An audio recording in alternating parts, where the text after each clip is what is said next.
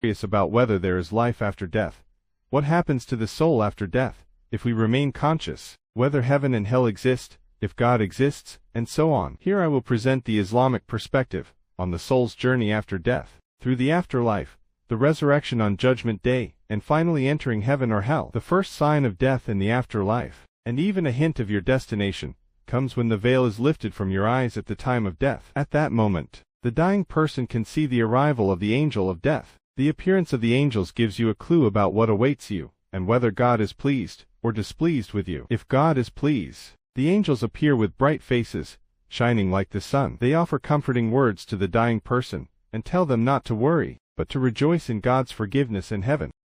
Like a doctor who reassures you, saying, "Don't worry, everything will be fine for you." The soul of such a person slips out of the body easily, without any struggle, like a drop of water flowing from a faucet. The angels of death then take the soul to be recorded in the book of the deceased, after which they return the soul to the grave. If God is not pleased with the person, when the veil is lifted from the eyes of the dying individual, and they can see the angels of death, the angels appear in a terrifying, dark form, with frightening black faces. This sight is a forewarning of a bad end for the person with whom God is displeased. The appearance of these angels terrifies the soul, causing it to cling even more to the body. The angel of death then speaks harshly to the soul, commanding it to leave for God's wrath and punishment. The soul must be torn out, as it does not leave easily. This tearing is like pulling thorns out of wool, in which they are tangled.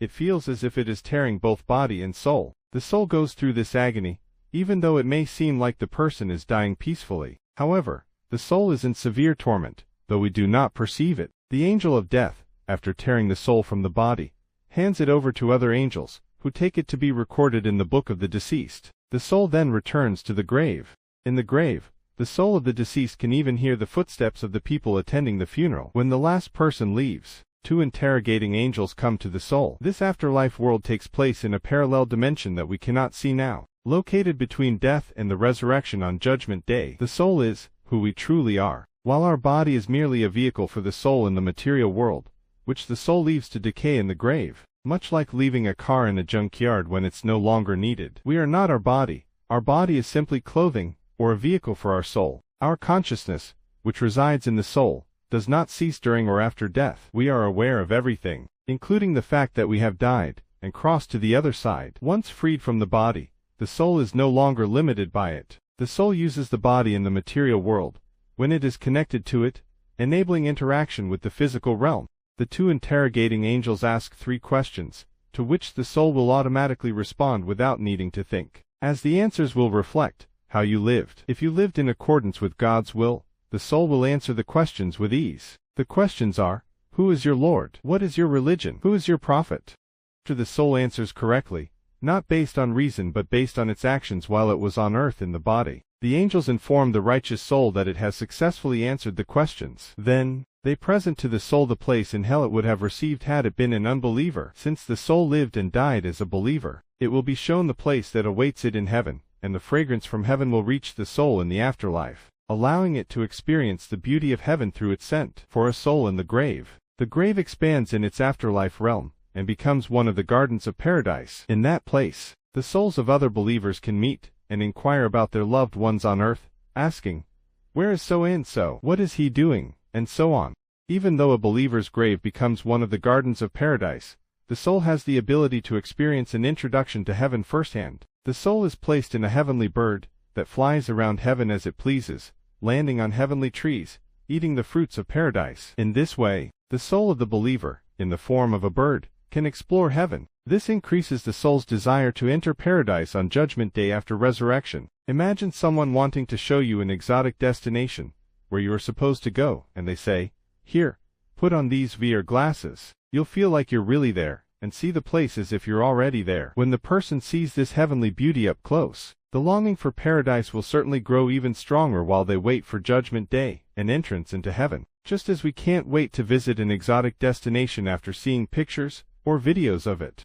Since souls in the afterlife do not have a sense of the passage of time, just like a person who sleeps doesn't have a sense of how time moves, or how the clock ticks, Judgment Day will come to the soul very quickly. It will feel as though the soul fell asleep one evening, and woke up in the morning. In the same way, even if a soul remains in the grave for thousands of years, when it is awakened on Judgment Day, it will feel as though it slept just last night, and woke up in the morning. That's how quickly the afterlife in the grave will pass, which is an introduction to heaven and hell. On Judgment Day, God will recreate the bodies that have decayed by establishing new natural laws. Instead of forming the body in the mother's womb as a baby, the body will grow in the ground like plants in the spring. When the body is fully formed, the souls will be commanded to return to their bodies, and people will open their eyes just as we open our eyes after waking up in the morning. When the angels question an unbeliever, the unbeliever will not be able to answer the questions posed. They will stutter, and afterward, it will be said to them that they neither knew, nor wanted to know, and that they will face God's punishment. First, they will be shown heaven, the place they would have received had they been a believer, to make them sorrowful. Then, they will be shown the place in hell, that awaits them after resurrection. Heat and a foul stench from hell will reach the unbelieving soul, terrifying it even more. The first punishment for the unbelieving soul in the grave will be the feeling that the walls of the place where the soul resides in the afterlife begin to close in, crushing the soul, causing it to feel as though its bones are passing through one another. The soul will be introduced firsthand to hell by being placed in black birds that fly through hell, so that the soul can witness firsthand what awaits it on Judgment Day, when it enters hell, increasing its fear while awaiting Judgment Day. On Judgment Day, after the resurrection, God will judge people for their deeds in this world. Those who were unbelievers and whose bad deeds outweigh the good will go to hell. However, if a believer's good deeds outweigh their bad ones, they will enter heaven.